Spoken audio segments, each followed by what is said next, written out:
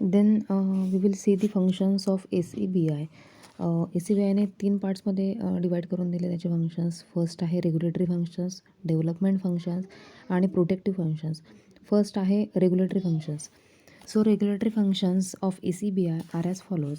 First आहे registrations of brokers and agents. ACBI register brokers and sub brokers, transfer agents, merchant banks etcetera. Registration of brokers आणि agents. ACBIमध्ये तुमचं brokers जे असेल, सम brokers असेल आणि काही ट्रान्सफर ऑफ एजंट्स असेल, यांचं रजिस्ट्रेशन करणं आवश्यक आहे. सेकंड आहे notifications of rules and regulations. It notifies rules and regulations for the smooth functioning of all the intermediators in the security market. या मार्केट्समध्ये तुम्हाला सगळ्या रूल्स अँड रेग्युलेशनचे फंक्शनिंग करणं, तुम्हाला त्या रूल्सचं फॉलो करणं it must be compulsory. Third आहे living of fees. It lives fees, penalties and other charges for transferring is directions and orders. काही फीज तुम्हाला इथे तुमच्या ट्रान्सफरन्सिंगसाठी ज्याही लागत असेल त्या तुम्हाला फॉलो करणं आवश्यक आहे. डी पॉईंट आहे की regulator of investment scheme. It registers and regulates collective investment schemes and mutual funds. तुम्हाला तुमच्या म्युच्युअल फंड्स आणि काही साठी ज्या रजिस्ट्रेशन असेल, रेग्युलेशन्स असेल ते तुम्हाला स्कीम साठी खूप फायदेशीर आहेत.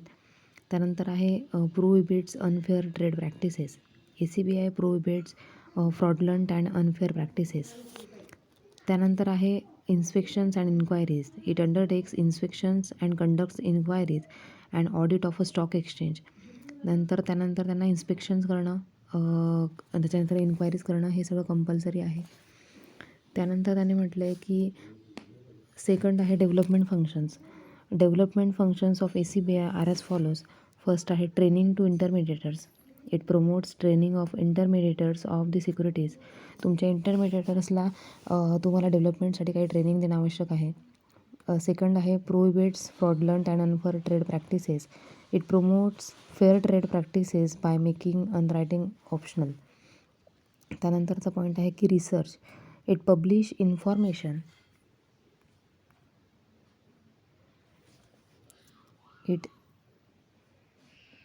It publish information useful to all markets participants for conducting research.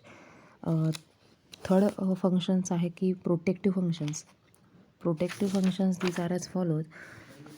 First आहे prevents insider trading. It does so by prohibiting insiders such as directors असेल, promoters असेल to make a profit through by trading of securities using confidential practice and sensitive informations. Second आहे price rigging. Prohibits fraudulent and unfair trade practices in the security market such as a price rigging and sale of purchase of securities through the misleading statements.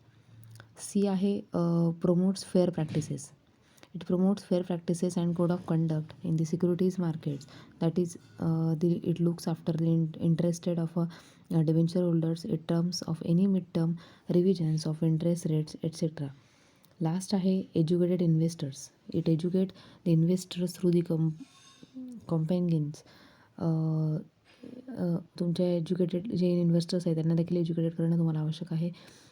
हे सारे 3 functions त्यांनी इथे आपल्याला सांगितलेले आहेत. Regulatory functions, development functions आणि protective functions. It is important questions. त्यानंतर आपण पाहणार आहोत की which role play by in ACBI in capital markets and money markets.